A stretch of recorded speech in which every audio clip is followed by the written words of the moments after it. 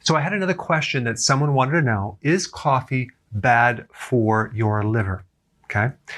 Well, actually, and I'm going to list the studies down below, it's hepatoprotective. It actually has the ability to protect your liver. The liver is about 3.3 pounds, the size of a football. It's located right here. It's one of the largest organs that you have, second to the skin. And it does a lot of things. It filters toxins. It's involved in blood sugars. It helps make bile. It stores fat-soluble vitamins.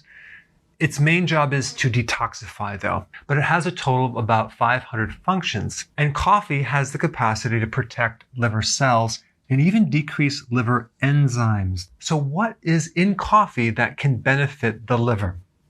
It's the phytonutrients, plant-based chemical antioxidants, okay? It contains a lot. I listed several right here, and they can help you regulate bile. They have anti-inflammatory effects, increasing vitamin D, stabilizing blood sugars, reducing insulin. Anything that reduces insulin is going to help your liver, because one of the causes of liver damage is high insulin. If you have a phytonutrient that can help minimize that damage, it can improve the liver cells. And it's interesting because coffee actually has more antioxidants than tea, even green tea, and even red wine. And if you're thinking, what about when they roast it? Aren't they destroying the enzymes? Actually, when you roast the bean, you increase the antioxidants, which is quite interesting. But realize that when you grind the coffee bean, okay, and it's exposed to oxygen, you lose a lot of the antioxidants. So if you're going to consume coffee, make sure that the time span between when you're grinding the coffee and you're actually drinking the coffee is not too long, because oxygen can destroy these phytonutrients. Okay, so now you get all the positive things about coffee. There's a few negatives, okay? Number one, caffeine. Caffeine can stimulate the sympathetic nervous system. That's the flight or fight. That's like activating your adrenals, okay? So this can greatly decrease your ability to sleep. And that can create a whole series of issues. How much coffee do I recommend? Personally, I would recommend doing 1 cup in the morning, okay?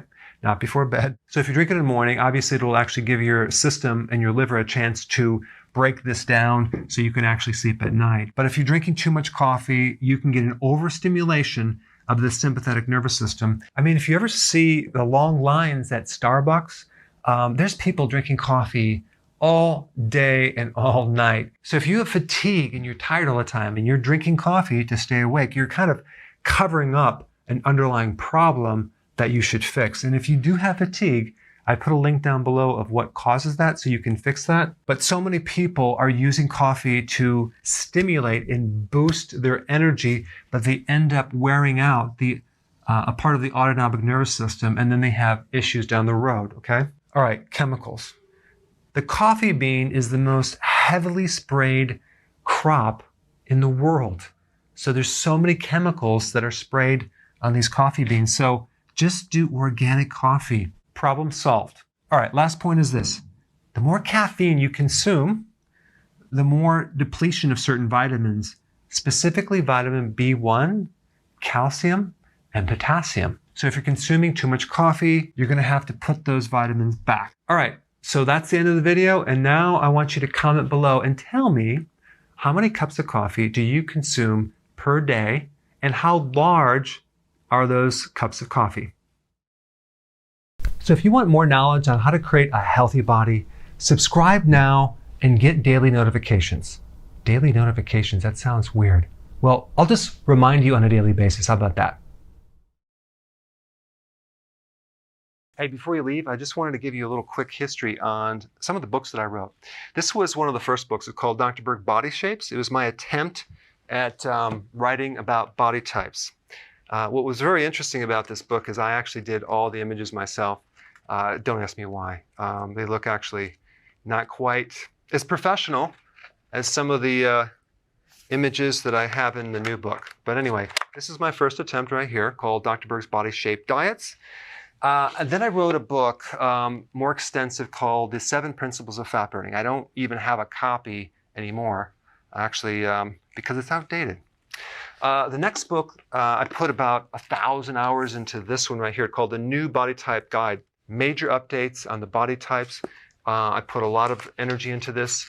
It has professional images, graphics, all sorts of things.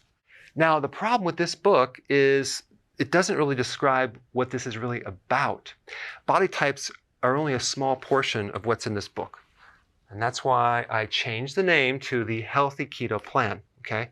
If you happen to have this book, you don't really need this book because there's only very, very minor updates. But if you don't have this, you need to get this one right here. This book goes into every single detail that you would ever want to know about. It goes into the 7 principles of fat burning. It goes into hormones, the body types, the basic keto plan. It goes into intermittent fasting.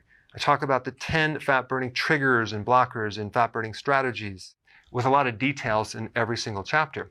I go into body issues that interfere with losing weight. There's very few people that just have a weight problem. They have a lot of body issues, whether it's sleeping problems, stress problems, inflammation, menopause. I cover that extensively in this book. Then I talk about how to get rid of stress, and I show you a technique. Then I get into exercising. And then I have a lot of really good recipes in this book as well. So this is a good reference guide. On my website, if you get this book, you get this one free. It's called Healthy Keto and Intermittent Fasting. This is the shortcut, quick guide to this book. And the reason I created this book is to have you, within 45 minutes, learn how to do keto, okay, in intermittent fasting, exactly what you need to do. Then you can fill in the blanks with this book right here. So right now I'm doing a special. If you get this book, you get this one totally free, or you can go to Amazon and get these individually. So I just want to clarify the difference between this book and this updated one right here. If you don't have this, you need to get this right here. That way you can get the exact correct information to do it healthily.